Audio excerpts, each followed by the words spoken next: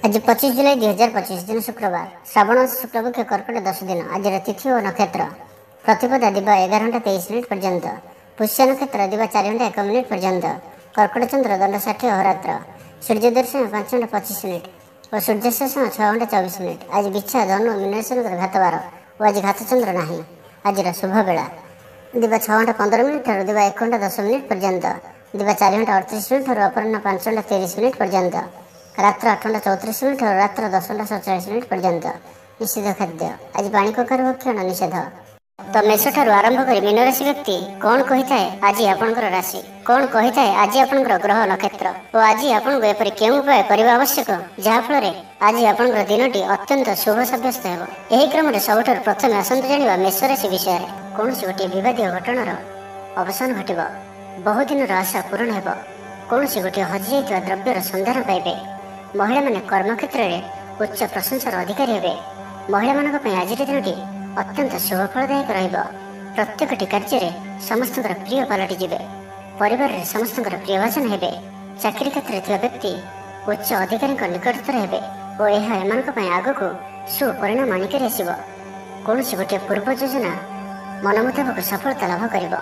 महिला माने गृह निपुण रहिबे, परिवार में समस्त प्रियभाजन हेबे। दाम्पत्य जीवन सुखपूर्ण बीतब, आवश्यक सहयोग पाइबे।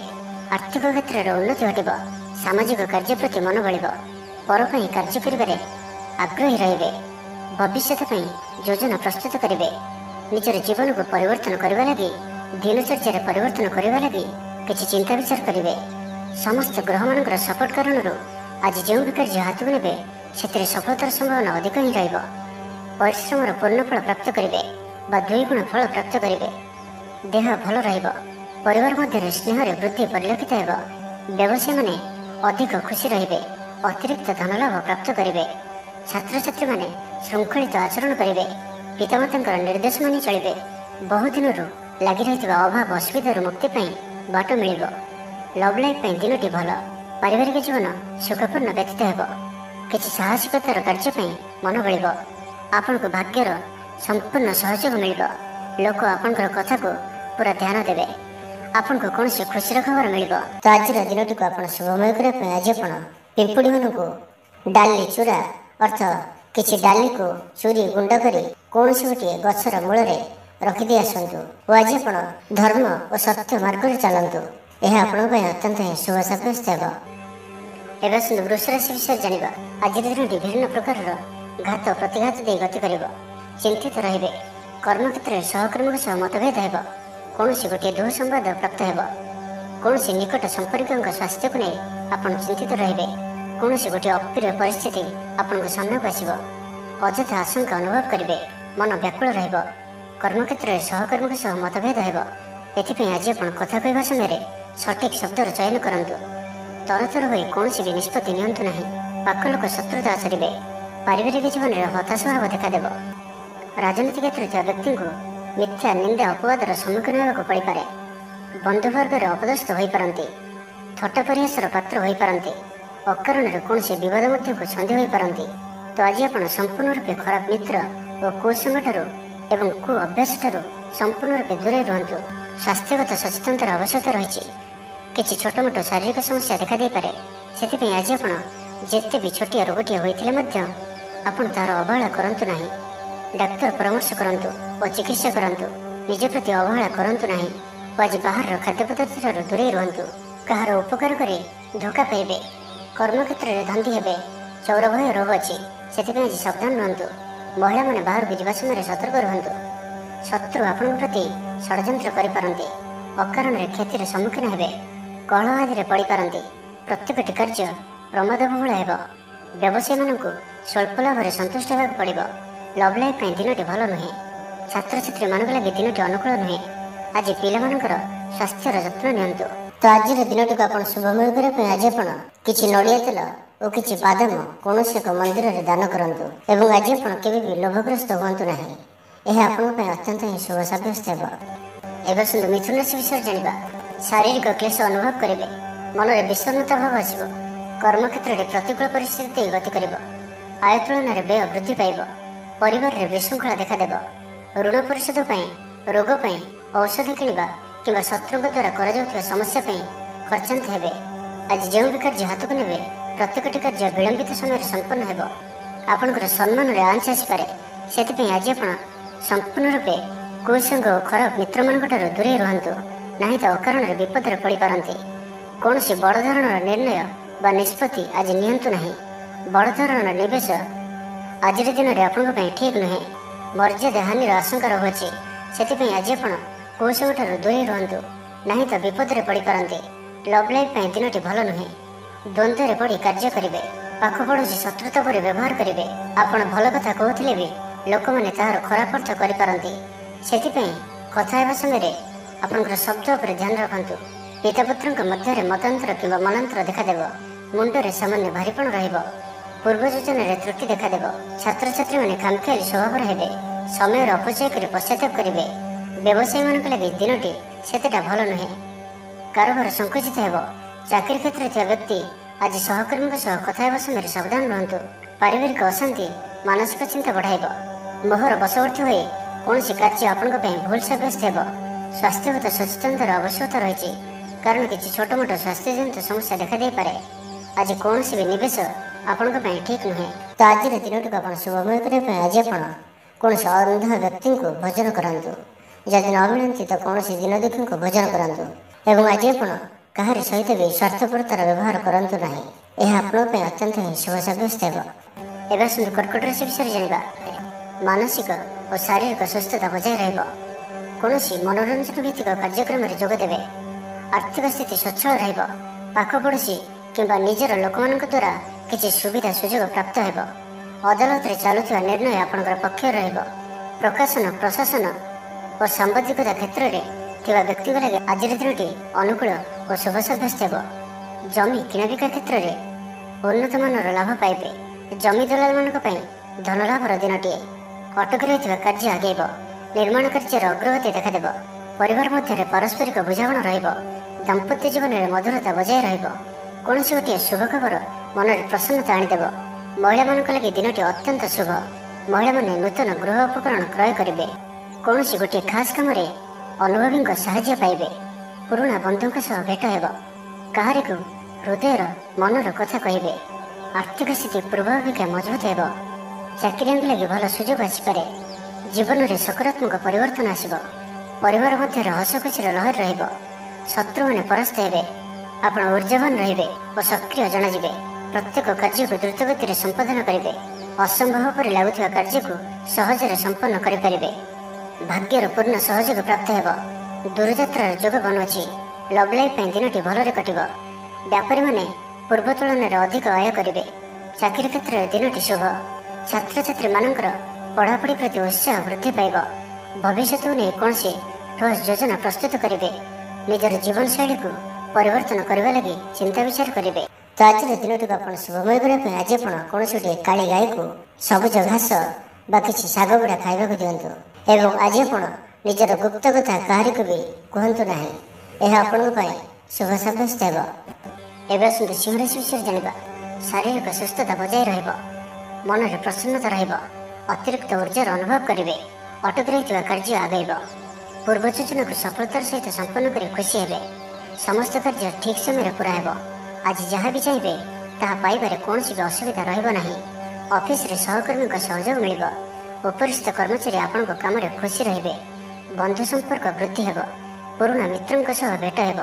ସାଙ୍ଗସାଥୀ ତଥା ବନ୍ଧୁବାନ୍ଧବଙ୍କ ଗହଣରେ ଆନନ୍ଦ ଉଲ୍ଲାସରେ ଦିନ କାଟିବେ। ମହିଳାମାନଙ୍କ ଲାଗି ଦିନଟି ଅନୁକୂଳ। ମହିଳାମାନେ ଗୃହ ନିପୁଣ ରହିବେ। ପରିବାରରେ ସମସ୍ତଙ୍କର ପ୍ରିୟଭାଜନ ହେବେ। ଦାମ୍ପତ୍ୟ ଜୀବନ ସୁଖପୂର୍ଣ୍ଣ ବିତିବ। ପିତାପୁତ୍ରଙ୍କ ମଧ୍ୟରେ ସମ୍ପର୍କ ସୁଦୃଢ଼ ହେବ। ଆର୍ଥିକ ସ୍ଥିତି ମଜବୁତ ରହିବ। ଦୂରଯାତ୍ରାର ଯୋଗ ବନୁଅଛି ଓ ଏହି ଯାତ୍ରା ଆପଣଙ୍କର ସଫଳ ହେବ। ତେବେ ଆଜି ମାତାଙ୍କର ସ୍ୱାସ୍ଥ୍ୟକୁ ନେଇ ଅଳ୍ପ ଆପଣ ଚିନ୍ତାରେ ରହିପାରନ୍ତି। ତ ମାତାଙ୍କର ସ୍ୱାସ୍ଥ୍ୟର ଯତ୍ନ ନିଅନ୍ତୁ। ବାକି ପ୍ରତ୍ୟେକଟି କ୍ଷେତ୍ର ଭଲ ରହିବ। ଲଭ୍ ଲାଇଫ୍ ପାଇଁ ଦିନଟି ଭଲ। ବ୍ୟାପାରୀମାନଙ୍କ ଲାଗି ଦିନଟି ଅନୁକୂଳ ଓ ଶୁଭ ରହିବ। ଇଚ୍ଛା ମୁତାବକ ଆୟ କରିପାରିବେ। ବ୍ୟାପାରକୁ ବଢ଼ାଇବା ପାଇଁ ବିଚାର ଆସିବ। କୌଣସି ଗୋଟିଏ ନୂତନ ଆୟପନ୍ଥା ଖୋଲିଯିବ। ପରିବାର କ୍ଷେତ୍ରରେ ପାରସ୍ପରିକ ବୁଝାମଣା ବଢ଼ିବ। ଛାତ୍ରଛାତ୍ରୀମାନେ ସମୟାନୁବର୍ତ୍ତିତ ହୋଇ ପଢ଼ାପଢ଼ି କରିବେ। ପିତାମାତାଙ୍କ ଆଜ୍ଞା ମାନି ଚଳିବେ। ବହୁଦିନର କୌଣସି ଗୋଟିଏ ଚିନ୍ତା ଆଜି ଦୂର ହେବ। ସରକାରୀ ଚାକିରିଆଙ୍କ ଲାଗି ଦିନଟି ଉତ୍ତମ ରହିବ। ବରିଷ୍ଠ ଆପଣଙ୍କୁ ଉପହାର ଦେବେ। ବ୍ୟବସାୟରେ ବିସ୍ତାର ଲାଗି ଯୋଜନା କରିପାରନ୍ତି। ବଡ଼ଙ୍କ ଅନୁମତି ଲାଭପ୍ରଦ ରହିବ।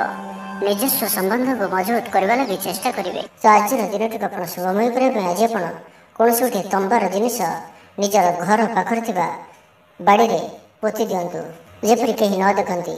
ଏହା ଆପଣଙ୍କର ଆଖପାଖର ସମସ୍ତ ନକାରାତ୍ମକତା ଦୂର କରିବ। ଏବଂ ଆଜି ଆପଣ କେବେ ବି ମିଛ କହିବେ ନାହିଁ। ଏହା ଆପଣଙ୍କ ପାଇଁ ଅତ୍ୟନ୍ତ ହିଁ ଶୁଭ ସାବ୍ୟସ୍ତ ହେବ। ଏବେ ଆସନ୍ତୁ କନ୍ୟା ରାଶି ବିଷୟରେ ଜାଣିବା। ମାନସିକ ଅସ୍ଥିରତା ଦେଖାଦେବ। ଆଜି କିଛି ନା କିଛି ସ୍ୱାସ୍ଥ୍ୟଗତ ସମସ୍ୟା ଦେଇ ଗତି କରିବେ। ଅଯଥା ଖର୍ଚ୍ଚ ଯୋଗୁଁ ମନ ଭାରାକ୍ରାନ୍ତ ହେବ। ପାରିବାରିକ ଜୀବନରେ ସ୍ୱାମୀ ସ୍ତ୍ରୀଙ୍କ ମଧ୍ୟରେ ମତାନ୍ତର ଓ ମନାନ୍ତର ଦେଖାଦେବ। ତ ଉଭୟଙ୍କୁ ବୁଝିବାକୁ ଚେଷ୍ଟା କରନ୍ତୁ ଓ ନିଜ ନିଜ ମଧ୍ୟରେ କଟୁ ଶବ୍ଦର ବ୍ୟବହାର ଆଦୌ କରନ୍ତୁ ନାହିଁ। ସମୟକୁ ଏପରି ଭାବରେ ହିଁ ଯିବାକୁ ଦିଅନ୍ତୁ। ଜଣେ କହିଲେ ଆଉ ଜଣେ ଚୁପ୍ ହୋଇଯାଆନ୍ତୁ, ସବୁକିଛି ଠିକ୍ ହୋଇଯିବ। ରାଜନୀତି କ୍ଷେତ୍ରରେ ଥିବା ବ୍ୟକ୍ତିଙ୍କୁ ମିଥ୍ୟା ନିନ୍ଦା ଅପବାଦର ସମ୍ମୁଖୀନ ହେବାକୁ ପଡ଼ିପାରେ। ବନ୍ଧୁବର୍ଗରେ ଅପଦସ୍ଥ ହୋଇପାରନ୍ତି। ଥଟ୍ଟା ପରିହାସର ପାତ୍ର ହୋଇପାରନ୍ତି। ଅକାରଣରେ କୌଣସି ବିବାଦ ମଧ୍ୟକୁ ଛନ୍ଦି ହୋଇପାରନ୍ତି। ତ ଆଜି ଆପଣ ସମ୍ପୂର୍ଣ୍ଣ ରୂପେ ଖରାପ ମିତ୍ର ଓ କୁସଙ୍ଗଠାରୁ ଏବଂ କୁ ଅଭ୍ୟାସଠାରୁ ସମ୍ପୂର୍ଣ୍ଣ ରୂପେ ଦୂରେଇ ରୁହନ୍ତୁ।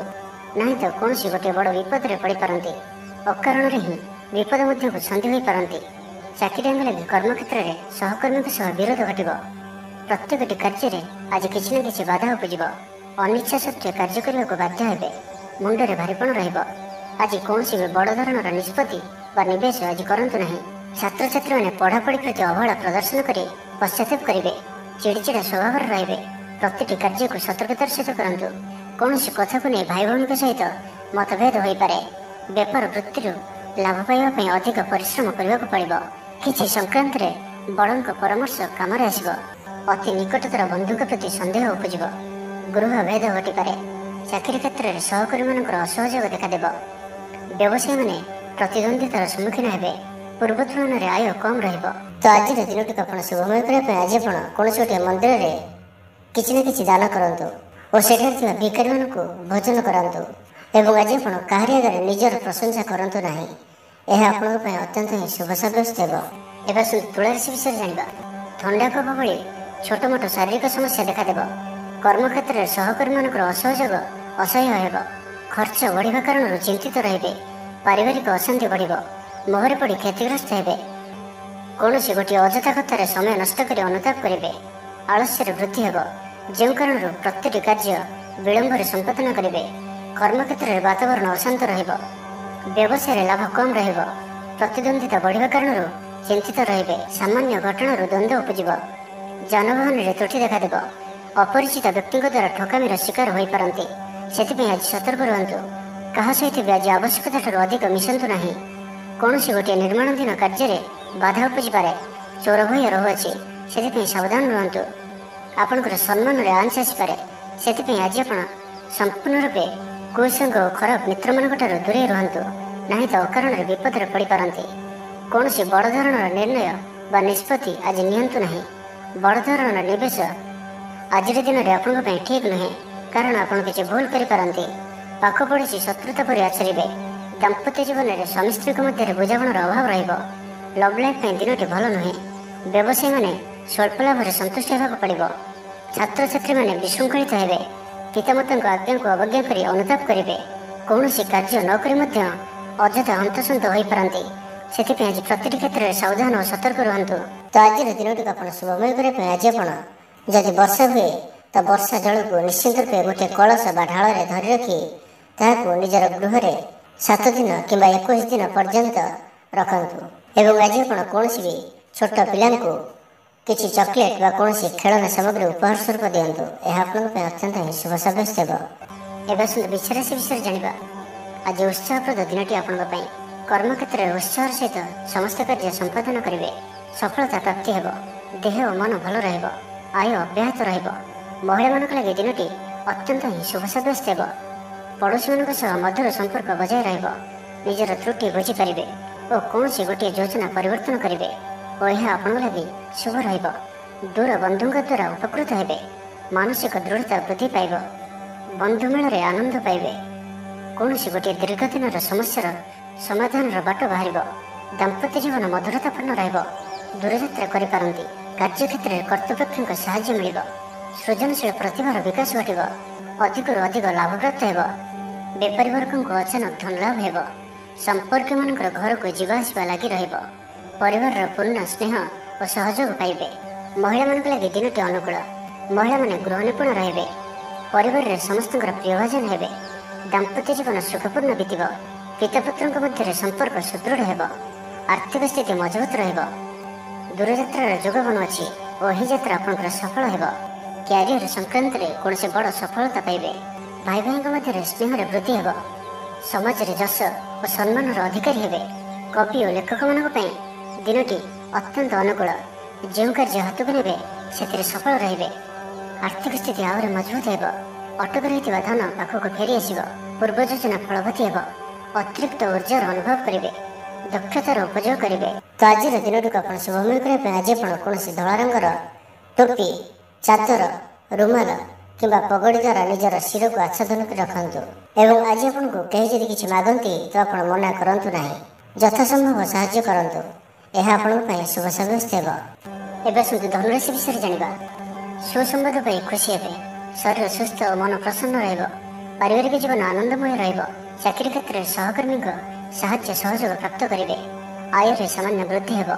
ପ୍ରିୟଜନଙ୍କଠାରୁ ଆଶାନୁରୂପ ଫଳପ୍ରାପ୍ତି ହେବ। ସ୍ୱାଦିଷ୍ଟ ଭୋଜନର ଯୋଗ ରହୁଅଛି। ଅପରାହ୍ନରେ ଭ୍ରମଣ ଓ ବନ୍ଧୁ ମିଳନର ଯୋଗ ରହୁଅଛି। ମାଲିମକଦ୍ଦମାରେ ବିଜୟୀ ହେବେ। ସମସ୍ତଙ୍କର ପ୍ରିୟଭାଜନ ହେବେ। ଅଯାଚିତ ସାହାଯ୍ୟ ମିଳିବ। ଅଭାବ ଦୂରେଇ ଯିବ। ନିଜର ବୁଦ୍ଧି ପ୍ରୟୋଗରୁ ଲାଭବାନ ହେବେ। ପୂର୍ବ ଯୋଜନା ମୁତାବକ ପ୍ରତ୍ୟେକ କାର୍ଯ୍ୟକୁ ସଠିକ ଭାବରେ ସମ୍ପାଦନ କରି ଖୁସି ହେବେ। ଦାମ୍ପତ୍ୟ ଜୀବନ ମଧୁରତାପୂର୍ଣ୍ଣ ରହିବ। ପୂର୍ବର ମତମତାନ୍ତର ଓ ମନାନ୍ତର ଦୂର ହେବ। କୌଣସି ଗୋଟିଏ ଶୁଭ ଖବର ପ୍ରାପ୍ତ କରିବେ।